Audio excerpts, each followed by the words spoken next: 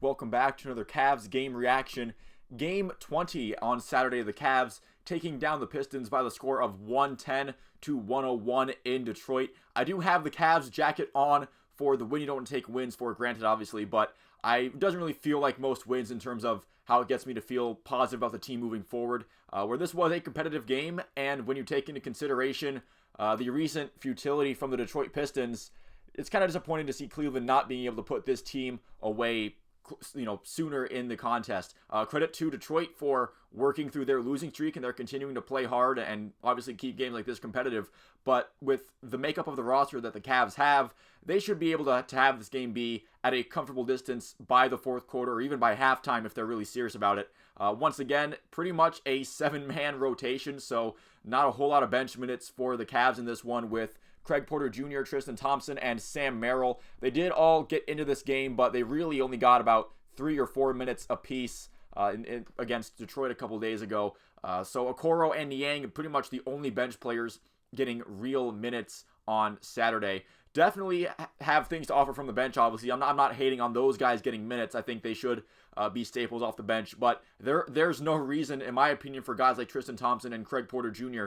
to not see the floor for almost entire games. And I'm not saying that they should be getting 25 or 30 minutes off the bench or anything like that, but I think they should be at least included in the rotation on a game-to-game basis. I'm not quite sure what Craig Porter Jr. did to deserve the massive cut of time on the floor, I guess, besides just people getting healthy and returning to the floor, especially with LeVert not being able to go against Detroit.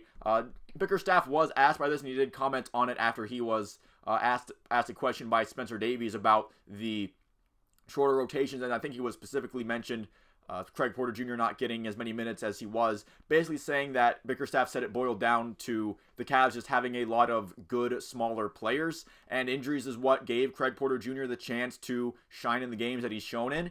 And I guess from that statement, I'm inferring a little bit here that it might take injuries to give him that same chance again, which I just don't like. I just don't agree with. Even when I do kind of understand the rationale that JB is approaching this with, I know Darius Garland and Donovan Mitchell are definitely going to get the majority of the minutes in that backcourt, and they definitely should, in my opinion. And I get that, when one of those guys leaves, then Max Strus could very much move to shooting guard to the 2 position. When one of those guys gets put on the bench and Okoro or LeVert gets in, they could be the 3 or the small forward there. But I don't think it's too much to ask for a guy like Craig Porter Jr. to get some consequential minutes in these games, especially against teams like the Pistons, where if there was ever a time to see if your undrafted rookie can keep continuing to build on the games he was having earlier in the season for you, I think a team like the Pistons is the perfect opportunity to try that out. And if it's not going well, you can get him off the court and put one of your main guys back in there,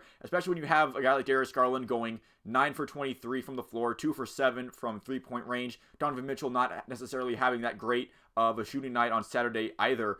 Look, I know injuries forced JB's hand to give Craig Porter Jr. those minutes, and it wasn't necessarily a situation that he wanted to give those minutes to, but in those minutes, Porter Jr. did nothing but prosper, and I just don't see why that effort and those results can't be rewarded with more minutes moving forward. And I know what some people might be thinking, hey, why are you so upset about the Cavs? They just won their game. Look, this was a bare minimum win against right now the worst team in the NBA. Maybe the Pistons can turn it around with Bogdanovich getting back, but a loss in this game against Detroit, that just might have gotten Bickerstaff fired after JB and the Cavs had that meeting and tensions were high after they lost to Portland.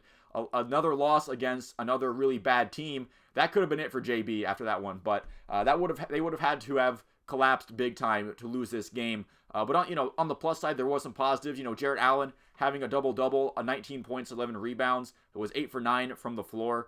He was definitely a bright spot, although Evan Mobley only took 5 shots in the game total. He did have double-digit rebounds, but I feel like when the guards aren't having that great of a shooting night, besides Max Strus was all right, but he's been mostly solid to start the season. That's just been what we've been seeing from Strus. But when Garland and Mitchell aren't getting those shots to fall as often as you'd like them to, Evan Mobley being in the paint and maybe tapping into some of that offense that we've seen him in flashes in previous seasons. If Evan Mobley could get a little bit more opportunities, that might be a little bit better for nights when those guys aren't necessarily lighting the court on fire with their shooting. But we'll see how the Cavs fare against a real team in the Magic on Wednesday, which, if you haven't been paying attention to the NBA this season, I know for a while now, the Magic have been just kind of miring down and watching the lottery. But right now, the Orlando Magic currently tied for second in the Eastern Conference.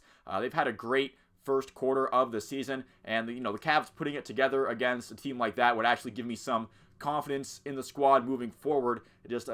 That would do something that a 9-point win over Detroit, in which the game is mostly competitive for the majority of the game, that just doesn't do that for me right now at this moment. But that's going to do it for this video from me. You can let me know what you thought about the Cavs game down in the comments below, and if I'm maybe overreacting, especially to a win, you can tell me that in the comments. Once again, thank you for watching. Leave a like and subscribe if you enjoyed the video and like to see more like it. I will see you at the next one.